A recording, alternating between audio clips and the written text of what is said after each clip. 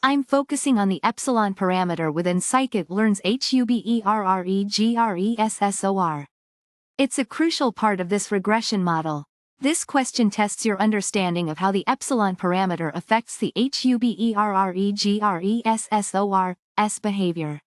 I'll help you analyze each statement. Smaller epsilon means the HuberRegressor will treat even small deviations from the model's predictions as significant errors. This makes the model more sensitive to outliers. Think of it like this: you're more easily disturbed by small imperfections when you have high standards, small epsilon. This statement is incorrect. The HuberRegressor uses absolute error, L1 loss, for deviations larger than epsilon, not linear error.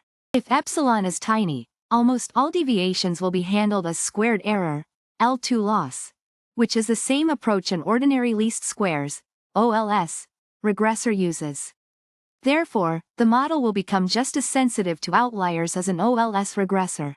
A larger epsilon means a broader range of errors will be treated as squared errors, L2 loss, thereby reducing the influence of outliers and making the model more resilient.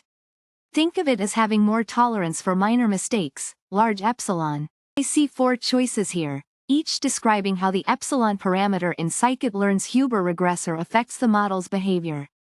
Let's analyze each statement carefully. We need to understand how epsilon influences the model's robustness to outliers and its overall behavior.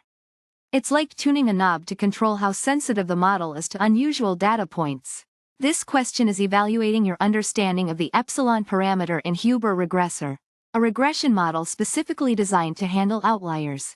We'll examine the impact of this parameter on the model's behavior towards outliers. I'm excited to see what you've learned. Here, I'm asking you to identify the true statements about epsilon from a list of options. This tests your understanding of how epsilon controls the balance between sensitivity to outliers and overall model fitting. It's like a multiple-choice question, but you might find more than one right answer. This statement is about the direct influence of epsilon on the model's sensitivity. I'm testing your understanding of this key relationship. A smaller epsilon means the model will react strongly to even small deviations. It's like having a very sensitive alarm system. Even a tiny disturbance will trigger it. This statement explores an extreme case. Think of it as a comparative behavior investigation between 2 regression methods. I want to see if you understand how a small epsilon value makes the HuberRegressor similar to an OLS regressor. OLS regressors are highly sensitive to outliers. I'm testing your understanding of how deviations are handled at different ranges above and below epsilon. This option describes how deviations larger than epsilon are treated. I would like you to analyze this behavior carefully. Remember, the Huber loss is a combination of L1 and L2 loss functions. I'm looking for your understanding of how epsilon affects the model's resilience to noise. This statement is about the robustness to outliers. It's about how a larger epsilon makes the model less sensitive to extreme values. I'm explaining the epsilon parameter in Sklearn's HuberRegressor. It's a crucial part of this regression model, and understanding it will help you solve the multiple-choice questions that follow. This is a multiple-choice question about the HuberRegressor and its epsilon parameter. Get ready to test your knowledge. A larger epsilon means the Huber loss function uses the less sensitive squared error for larger deviations from the predicted values, making the model more robust to outliers. Think of it like this: the model shrugs off large errors more easily. This statement is wrong. Deviations larger than epsilon are treated as absolute error, L1, not linear. The absolute error, L1, is not linear in the sense of the relationship between error and the loss function being a straight line. It's just less sensitive to large errors than squared error. With a very small epsilon, the Huber loss behaves almost exactly like the squared error loss function, L2. That's the same loss function used in ordinary least squares, OLS, regression, which is extremely sensitive to outliers. A smaller epsilon means the model becomes much more sensitive to even small deviations from the predictions. The model reacts strongly to smaller errors, making it more sensitive to outliers. This question tests your knowledge of the epsilon parameter in Sklearn's HuberRegressor, a regression model designed to handle outliers effectively. We'll explore how epsilon influences the model's behavior. Get ready to learn. I see that a larger epsilon makes the HuberRegressor more resistant to the impact of outliers. This is because a larger epsilon means that larger deviations from the model's predictions are treated more like smaller ones, reducing the undue influence of those extreme data points. Think of it like this. A larger epsilon is like having a wider net to catch outliers. They're still there, but their effect on the model is muted. I agree that epsilon directly affects how sensitive the model is to outliers. A smaller epsilon means the model will react strongly to even minor deviations. It's like having a very tight net that catches even small fish, making the model very sensitive to small errors. The opposite is true. A large epsilon results in less sensitivity. I think that a very small epsilon essentially transforms the HuberRegressor into something similar to an ordinary least squares, OLS, regressor.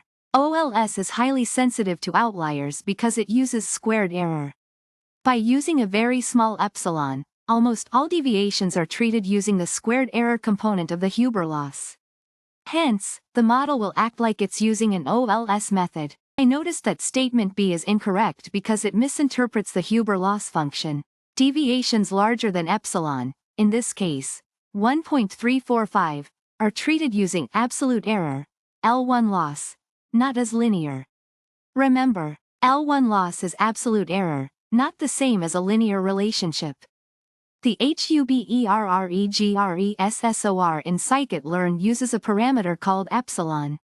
I'll explain what it does. This is a multiple-choice question testing your understanding of how the epsilon parameter in a HuberRegressor affects its behavior.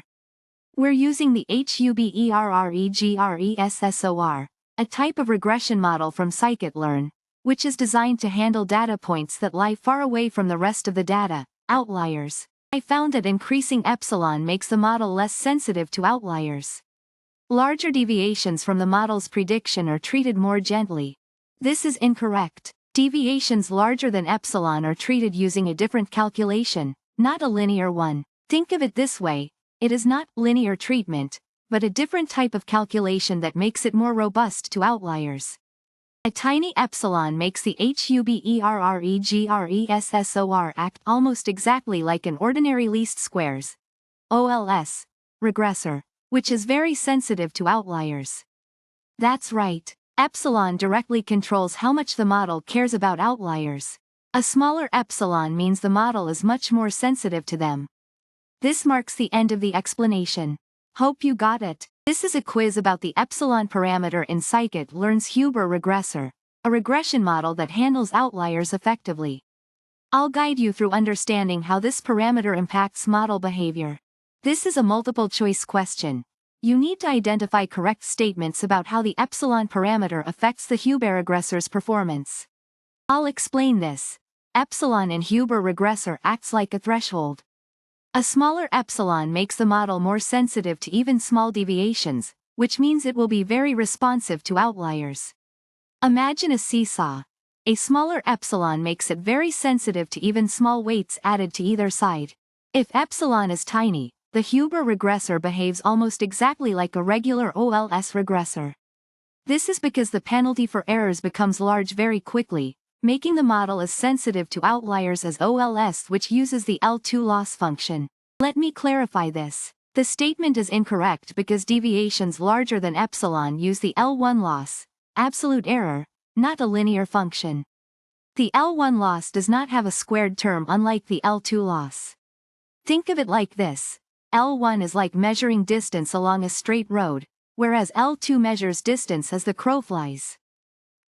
A larger epsilon makes the HuberRegressor more resistant to outliers because it gives larger errors less weight when calculating the loss. Think of it like increasing the shock absorption on your car.